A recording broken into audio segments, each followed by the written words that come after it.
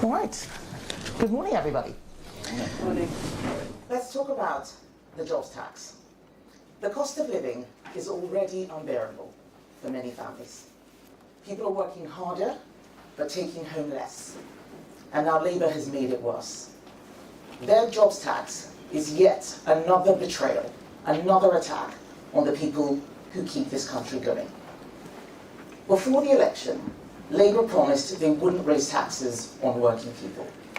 They looked the British public in the eye and said, trust us.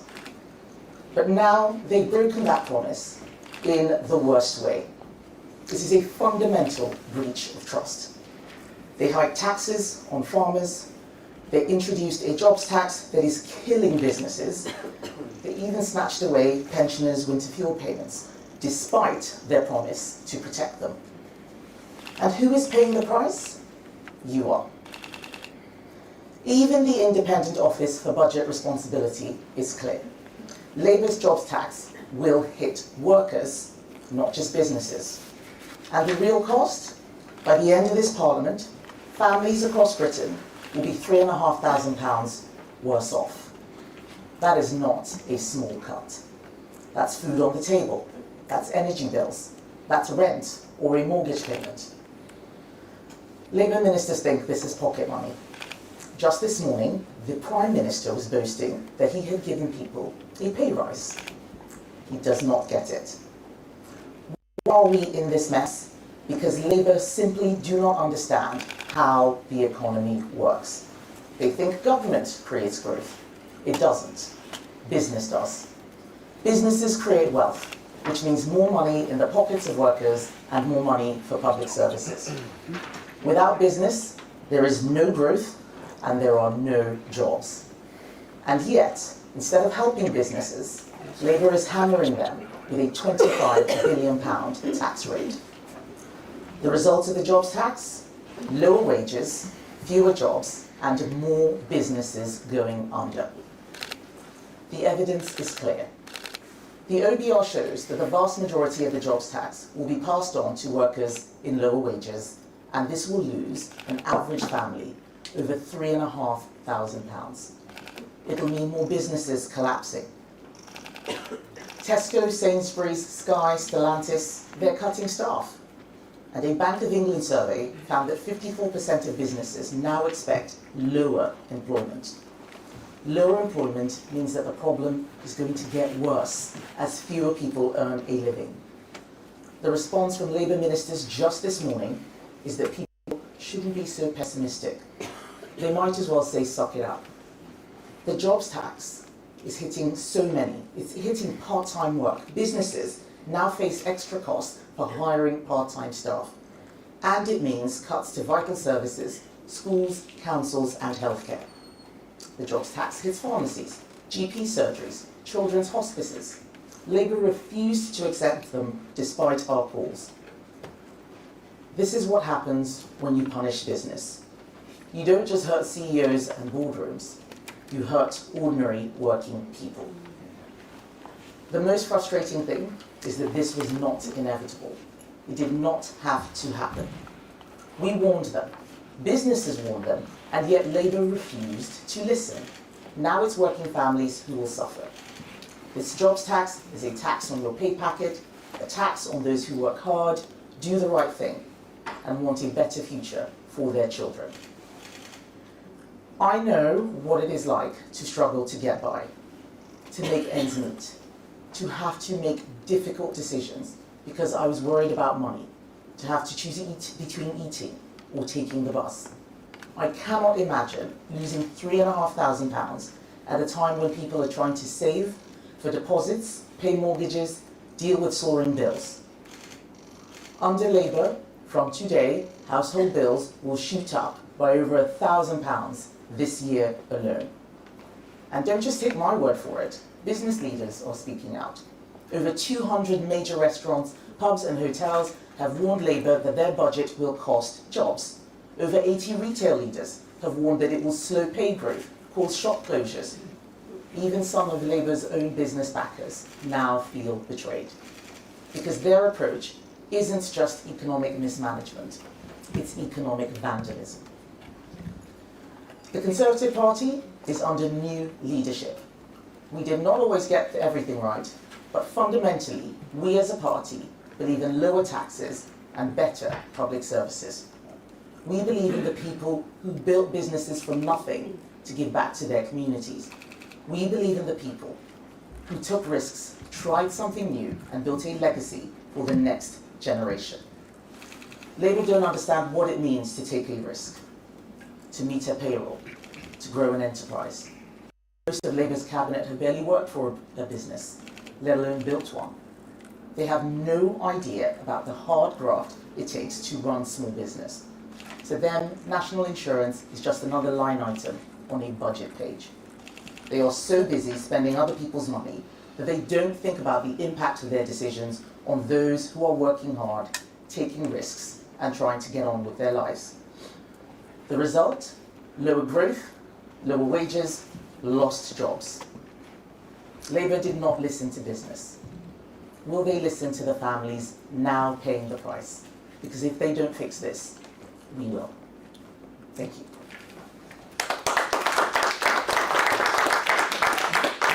Well, thank you, Kemi. Labour said at the election they would not raise national insurance. And Rachel Reeves has repeatedly claimed that she is not raising taxes on working people. She said so just last week. The analysis we are setting out today lays bare the truth of this matter. Working people are worse off under Labour. The Chancellor's job tax will cost working families £3,500 over the course of this Parliament. This is based on numbers taken directly from the government's own independent forecaster, the Office for Budget Responsibility. So let me set out how that figure is calculated.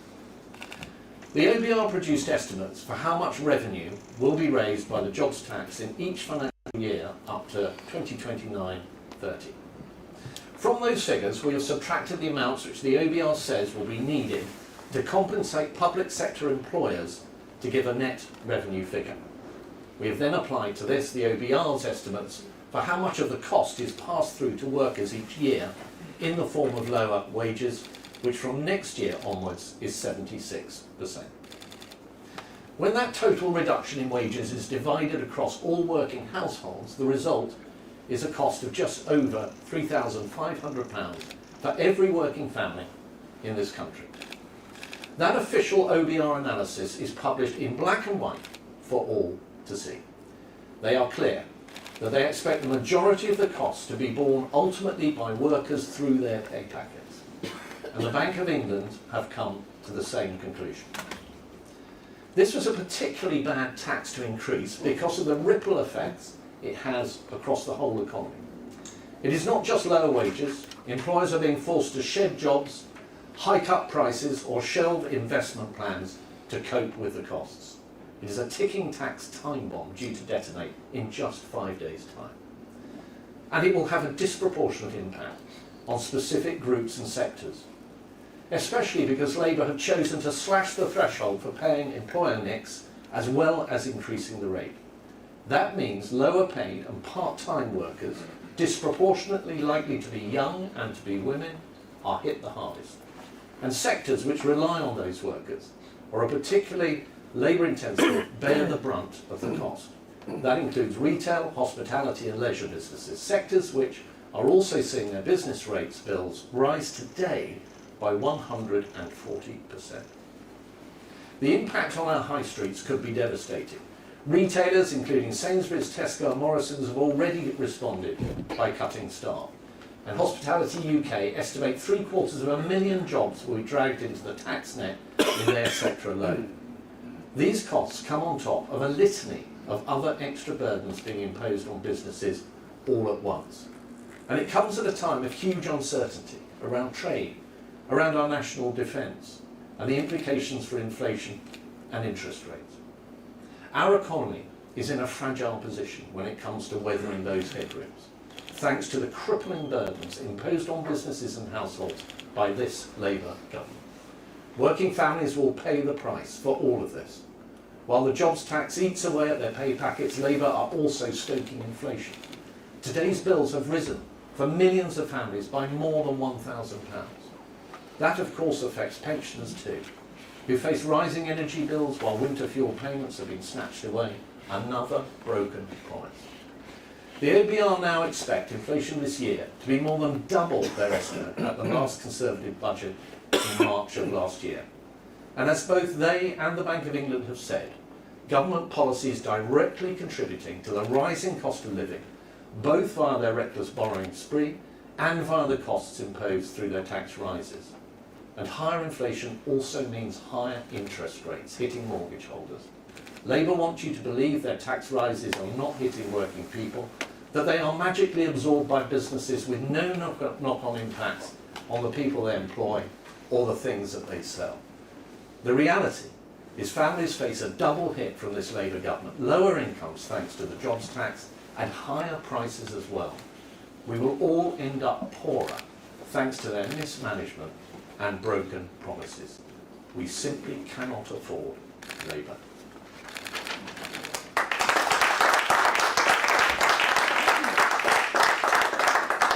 Right, I have questions from the media, and first up is Andy Bell from Channel 5.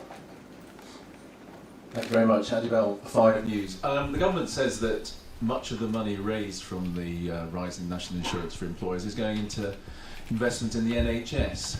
What would you do? Would you not put that money into the NHS, or how would you raise the money otherwise? Are there specific taxes you would raise? Are there specific cuts you would make? What would you do?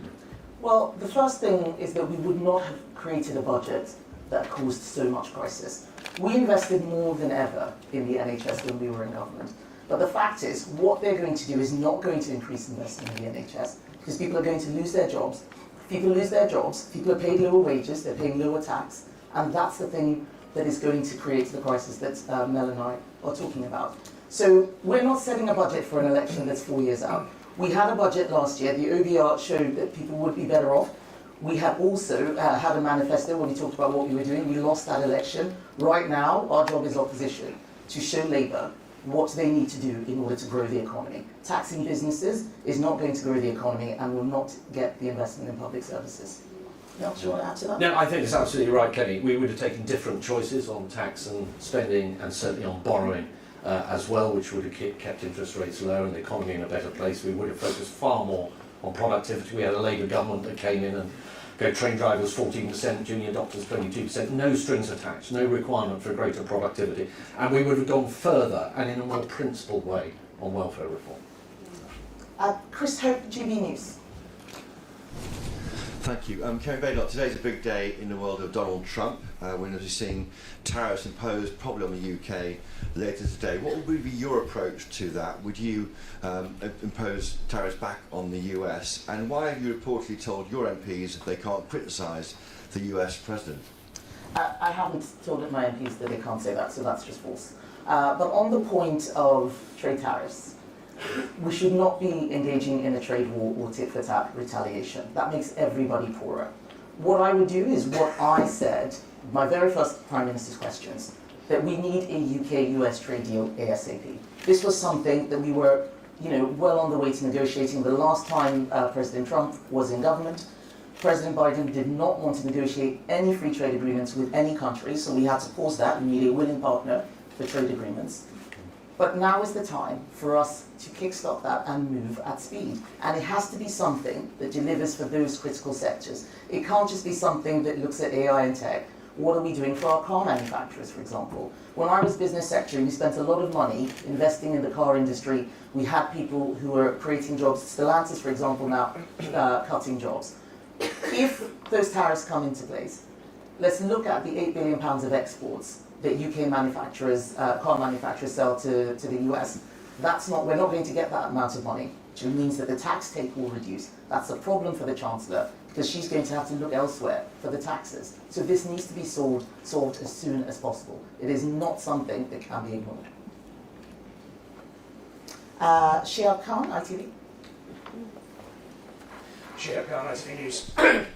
Just in that answer just there, you appear to be quite critical of tariffs generally, and that you are against them, saying that you won't retaliate if the Trump administration introduces them. Will you therefore be critical of the Trump administration for introducing them onto the UK? Well, I have been already. I'm a former trade secretary. Tariffs are not good for global economies. We are a trading nation. We're an island nation. Tariffs are terrible for us. But there's a big difference between criticising policy and criticising an individual. My job is not to go out attacking leaders of foreign countries. My job is to talk about what works for the UK national interest. Tariffs are not good for national interest, and there's no difficulty in saying that at all. Ben Wright, ABC. But if the US does slap tariffs on the UK, if Donald Trump doesn't give the security guarantee for Ukraine that the Prime Minister is desperate to have, is it time for Britain to change its strategy, to get much tougher on Donald Trump? Well, let's be clear on what the strategy is first. It's not clear what the strategy is. But who pays if we put tariffs on the US? We will pay, because it means that the things they're selling us become more expensive. They don't pay that. I believe that everything we do should be in the national interest. Making life more expensive for British consumers so that we can thumb our nose at Donald Trump is not the right way. We need to make sure that we keep the cost of living as low as possible for the British public. That's absolutely critical. Now, does that mean that we should just do whatever they say and accept whatever happens? No. But you ask what I'm going to do. I am the leader of the opposition. We need to ask what the Prime Minister is going to do. He had a press conference with President Trump. It was supposed to have gone well, but so far we're not seeing the positive impact in the UK, and that needs fixing. Beth Rigby? Thanks very much. Kemi, you say Labour's decisions since the election have broken voters' trust, and you also say that Labour don't understand the economy. But do you acknowledge that the cost of living crisis did start under the former Conservative government, that Liz Truss's mini-budget destroyed your party's reputation on economic credibility, and that the tax burden for the UK was at a 70-year high when the Conservatives left office? How can you now turn around your own reputation on the economy, and do you think the public are listening to you? And just quickly on tariffs, everything you've said today seems to chime with what the Prime Minister is actually trying to do, i.e. no retaliatory tariffs immediately, trying at pace to arrange this economic deal which he talked about this morning. So on this at least, you'll shoulder to shoulder with him and agree with him. Thank you. So you ask about Labour not being trusted, but that we're in the same position. Our reputation was not built in the last few years. It was built over many decades, I would say centuries. The Conservative Party is the party of business. You look at our shadow cabinet. Many of us have started business, listed businesses, we've worked in the private sector. You cannot compare that with Labour, where most of them have never run a business and not even worked in the private sector, so we get it. And at the end of the day, Rishi Sunak was the last Prime Minister, and he left Keir Starmer an economy that was the fastest growing in the G7. All of that is gone. We're not saying that there weren't difficult times under the Conservatives. The debt burden you're talking about has happened because of COVID. Everybody remembers a pandemic that for nearly 2 years locked us all up at home. That needed to be paid for. But now, when the green shoots were coming through, Labour has done something that is really destructive, and we cannot run away from that. They need to face up to what they're doing. They're making life harder for everyone else. They're making life harder and more expensive, and that needs to be fixed. On tariffs, if the Prime Minister does not want to put retaliatory tariffs on, I think that's excellent. That is the right thing to do. Where he does the right thing, we will agree. But where he does the wrong thing, we will disagree, and we will provide constructive criticism. That's my job, and that's what I'm doing. Thank you. Aubrey Allegretti. Thank you. Aubrey Allegretti from The Times. I'm just curious to know whether you have personally spoken to any senior Republicans and urged them to spare Britain from the tariffs that are set to come into force later this week. I mean, you've obviously met JD Vance before. Have you personally spoken to him to encourage him not to? And on the subject of a US trade deal, which you're also very keen on, do you think it's time, for example, for the UK to drop its opposition to things like hormone-injected beef and chlorinated chicken that we know have been the big sticking points on this for many years? Thank you. So no, I'm not cutting across what the government is doing. When I was in government, finding out the people in the opposition were trying to undermine the work that was happening was, it was not the way to go about doing it. What we do is we speak publicly about what we want to see happen and help the government course correct. On a US trade deal, it's not true that the sticking points have been hormone, fed beef, etc. This is what gets whipped up in the press and by campaign groups. The sticking points will be actually far more fundamental. It's always been about quotas, how much an industry can withstand. With all the trade deals that we dealt with, we made sure that our SPS standards were always at the highest level. But nobody is going to be forced to eat chlorinated chicken. I don't even think most chicken in the US is actually washed with chlorine. This is it's a myth that has expanded quite a lot over the years. Things have changed. We need to focus on what's actually in a trade deal. And no one has seen what is being discussed in the trade deal. We're hearing things about digital services tax. My experience, having done these things, I concluded the UK's biggest trade deal, the CPTPP, is that as much as possible they need to make sure that they are looking after UK national interests, not giving things away, and making sure that the public can see what the benefit is going to be to them, not focus on things that are largely irrelevant that don't belong in trade deals. And I'm holding out hope that the government does that for all our sakes. We need it. Jason Bruce? Thank you.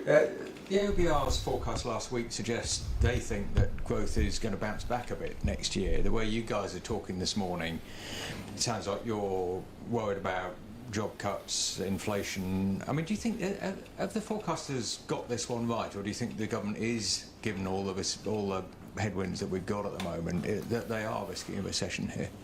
Well, what the OBR have said is that the price of the tax will be paid for in lower wages. But we don't just speak to forecasters, we speak to the businesses, we speak to the people who are doing the hiring, and this is what they're telling us. There was a business that I visited during the election that is closed down because it says it can't take anymore. I mean, Mel, you can say a little bit more about where the evidence is coming from, but we can see it all in all our lives. The bills that are going up are not fiction, they're not a forecast, they're not a model. You can look out there and see what's happening.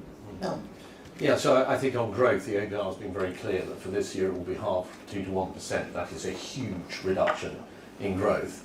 The question then is, why has this happened? Well, it's not because under us we had COVID that shrank the economy by 10% and we had to do the things to get us through that. It's not because we had that started and visited inflation to our shores that we then had to bring down. This is because of the choices that this chancellor took.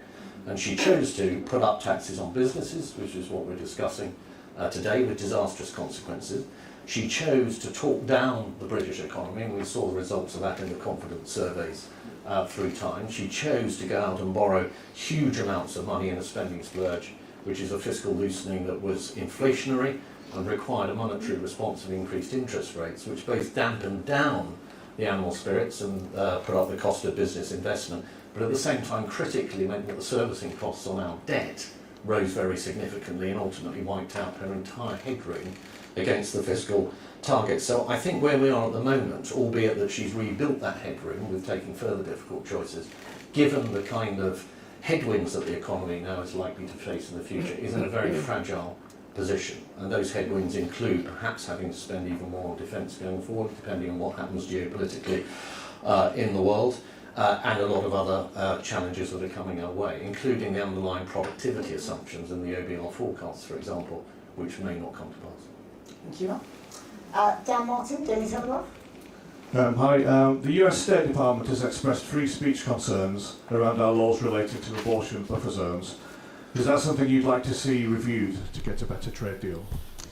I had a question on this morning when I was on LBC.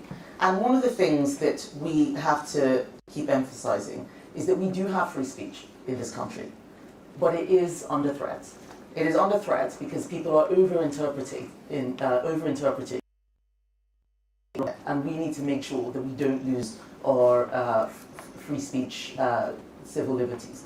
I think that some of the things that the US State Department is commenting on is actually more commentary rather than reality. But one of the things I do not want to see is us bringing the abortion wars that the US has to our country. We never had this before. We don't need that. The State Department should recognise that this is a free country that has liberal values. People in our country have freedom. I don't know how exactly the interpretation for what happened to that lady did occur. I remember when we had votes in Parliament, I thought that we were too onerous in what we were doing around buffer zones, but at the end of the day, that's what Parliament voted for. And we need to respect what Parliament votes for. It was a free vote.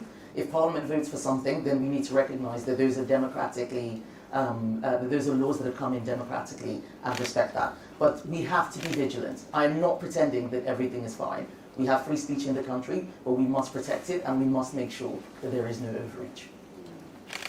All right, I think that concludes the questions. Thank you very much, everybody. Good to see you, and see you again soon.